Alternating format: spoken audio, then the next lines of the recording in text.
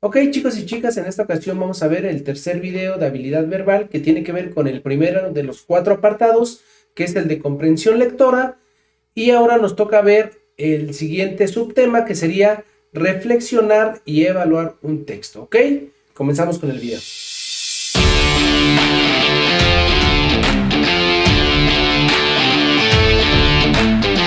Y para eso iniciamos con esto. Recuerden, esa habilidad verbal y de ahí se desprende comprensión lectora, analogías, sinónimos y antónimos. Y en comprensión lectora ya vimos estos dos primeros. Ahora sigue reflexionar y evaluar un texto, ¿ok? Y tenemos el primer apartado, que es relacione la información de un texto con los conocimientos procedentes de otras fuentes. ¿Qué quiere decir esto? Aquí básicamente lo que nos dice es que tenemos que relacionar esa información, es decir, la lectura o el texto que hagamos lo vamos a relacionar con conocimientos que vienen o proceden de otras fuentes, ¿sale? Y para eso vamos a usar este ejemplo, ¿sale? ¿Por qué mentimos? Esto creó un problema. Los malos mentirosos se ponen nerviosos, como Pinocho, se delatan por movimientos no verbales involuntarios. La evidencia experimental indica que los humanos tienden a hacer inferencias sobre el estado mental de otros a partir de la mínima exposición de información no verbal. Como algún día expresó Freud, ningún mortal puede guardar un secreto. Si sus labios guardan silencio, habla con sus dedos. La traición es exhalada por cada uno de sus poros. En un esfuerzo por sofocar nuestra creciente ansiedad, elevamos automáticamente el volumen de nuestra voz, nos ruborizamos, sudamos, tocamos nuestra nariz o hacemos pequeños movimientos con nuestros pies. Los biólogos proponen que la función de mentirnos a nosotros mismos es más fluida que la de mentir a otros. La primera nos ayuda a mentir sinceramente, sin saber que estamos mintiendo, sin alguna necesidad de pretender que decimos la verdad. Por tanto, una persona que se miente a sí misma dice la verdad según su propio conocimiento, y creerse sus propias historias le ayuda a ser más persuasivo. Ok, y de ahí, una vez que ya hicimos esto, recuerda que estamos intentando relacionar esta información de este texto con conocimientos procedentes de otras fuentes. Para eso tenemos este ejemplo que dice: menciona otras fuentes en las que hablan acerca de las mentiras, es decir, otra fuente en la que nosotros vayamos a escuchar que mencionan el tema de las mentiras.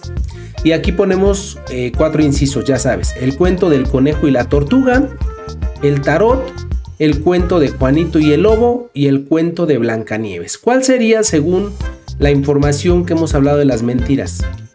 Sería la de Juanito y el lobo, ¿estás de acuerdo? ¿Por qué? Porque recuerden que Juanito y el lobo, ¿qué decía Juanito? Es que me encontré al lobo, y bajaba corriendo, ¿no? Y así lo hizo tantas veces hasta que el pueblo ya no le hizo caso. Entonces, por eso es que estamos relacionando esa información que tenemos, como aquí nos lo dice en esta información, relacionando la información de un texto con los conocimientos procedentes de otras fuentes, ¿sale?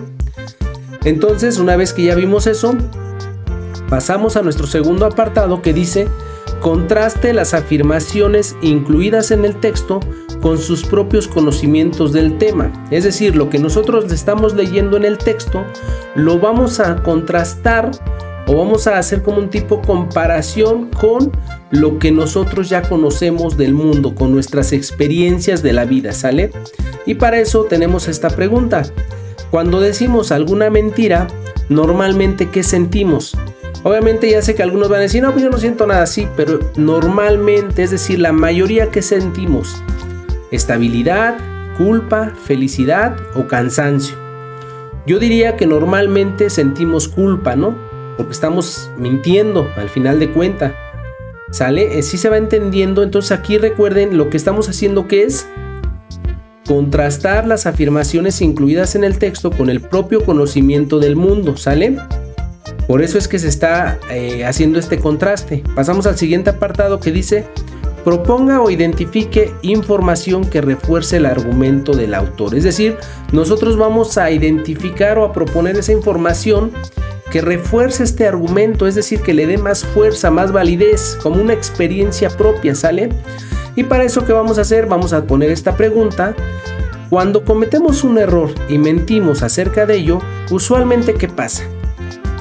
no pasa nada, no se soluciona el problema, se soluciona el problema solito o compartimos la culpa. ¿Qué es lo que normalmente pasa o usualmente pasa? No se soluciona el problema, ¿no? Se queda ahí. ¿Por qué? Porque estamos mintiendo. Cometimos el error y estamos mintiendo. No estamos asumiendo la responsabilidad de nuestros actos, ¿sale? Y por eso es que dice: proponga o identifique la información que refuerce el argumento. El siguiente apartado sería: detecte los matices de la lengua. Por ejemplo, que reconozca el matiz de toda una interpretación que puede producir la elección de un adjetivo. Es decir, ¿qué vamos a hacer? Vamos a matizarlo, ¿no? ¿Cómo? A través de los adjetivos. ¿Cómo son los adjetivos? Recuerda que los adjetivos son extensiones de ciertas palabras o son ciertas cualidades. Entonces vamos a identificar esa cualidad, vamos a interpretar esa cualidad de nuestro texto que acabamos de hacer. Y para eso, ¿cómo lo vamos a hacer? Con nuestro siguiente ejemplo. Identifique la expresión que en el texto establece una comparación, es decir, nos está dando una cualidad. ¿Cuál es esa? Comparar. Inciso A: una persona que se miente a sí misma dice la verdad según su propio conocimiento, y creerse sus propias historias le ayuda a ser más persuasivo.